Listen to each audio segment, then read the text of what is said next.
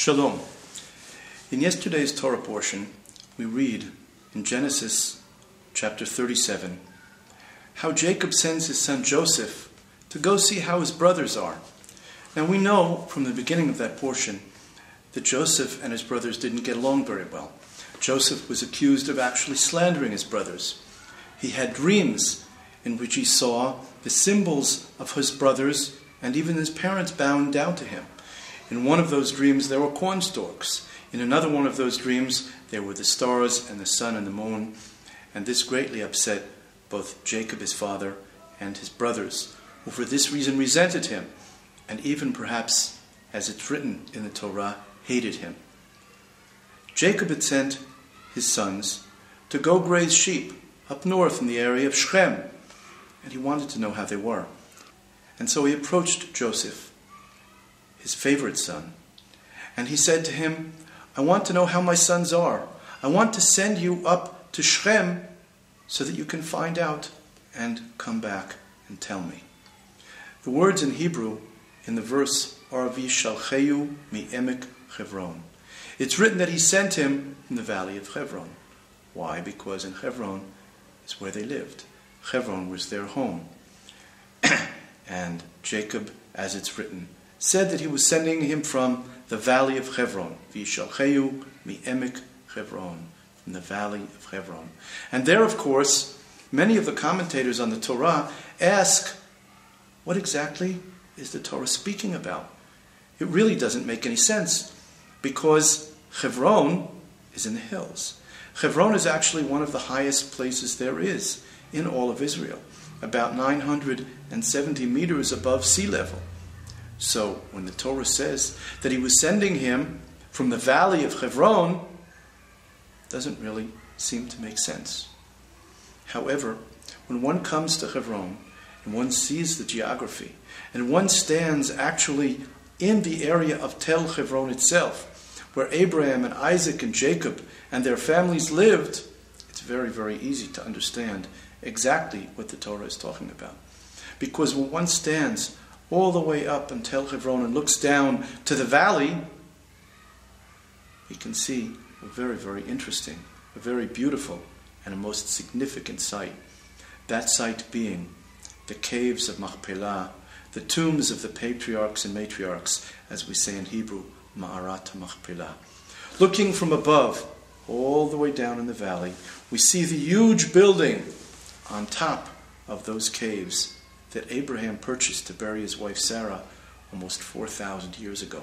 Of course, that building there is not 4,000 years old. That building was constructed by Herod 2,000 years ago. So we can only imagine what it looked like then, when, of course, perhaps there was a small structure, some kind of a memorial. But at that time, certainly, the building that we see today was not there. And looking from above, looking all the way down to the area of the caves of Machpelah, we can actually see with our own two eyes that valley. And it seems that that is what the Torah is talking about. In other words, Jacob, when he sent his son Joseph up north to Shechem to search out his brothers, he did not send him from his house on the top of Tel Hebron. He took him down to the caves of Machpelah, and from there he sent his son Joseph on his way up north. Why did he do that? Why did he have to take him all the way down into the valley when he could have just said his farewell by his home where anybody else would? Except that it seems the significance is very clear. Jacob knew that Joseph and his sons did not get along very well. He also knew that the way to Shechem was fraught with danger, with wild animals, beasts, perhaps robbers, and he wanted to give his son some kind of a spiritual load, a spiritual package, spiritual energy to take with him to offer him divine protection. And that divine protection he offered him by taking him first to the caves of Machpelah. Such a holy site. Of course, now we're talking about in the days pre-Jerusalem. We're talking about the days pre-Temple Mount. This is at that time the holiest site in the land of Israel. The place where Abraham and Sarah are buried. The place where we learn, as our sages teach us, where Adam and Eve, the first man and the first woman, were buried. We're talking about the entrance to the Garden of Eden, the entrance to paradise. He takes his son Joseph there, and for sure they said some prayers. And following those prayers, Jacob gave Joseph a hug and a kiss and said to his son, "On your way." And with that, Joseph left his father Jacob and he went up north. When was the next time Jacob and Joseph met? It was 22 years later, because we know exactly what happened to Joseph as we continue to read in the Torah portion. We know that when Joseph reached his brothers in the north, they sold him. They were so upset with him, they so resented him, that they sold him into slavery in Egypt.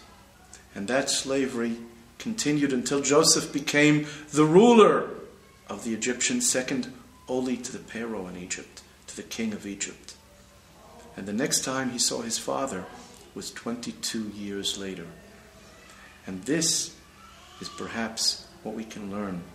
The spiritual energy that Jacob gave to Joseph when they prayed by the caves of Machpelah, when they prayed in Emek Hebron, in the valley of Hebron, that spiritual energy lasted him for quite a long time, because he had to deal with many, many trials and tribulations, as we so read in the Torah portion. Perhaps the greatest of those, the trial that he had to face with a woman who tried to seduce him, and he refused to bow down to that inclination. He refused to accept that attempt to seduce him. And of course that led to his incarceration for many years in an Egyptian jail under the ground in a dungeon. However, when we look at those words again and examine them even at greater depth, we can see Emek Hebron, from the depths of Hebron, from the valley of Hebron. We're not just talking about the place, Marat HaMachpelah. We're talking about its spiritual significance. The fact that that really is the entrance to paradise, the entrance to the Garden of Eden. He sent him from the very roots of the Jewish people, from the very roots of all of monotheism. He said, take this with you.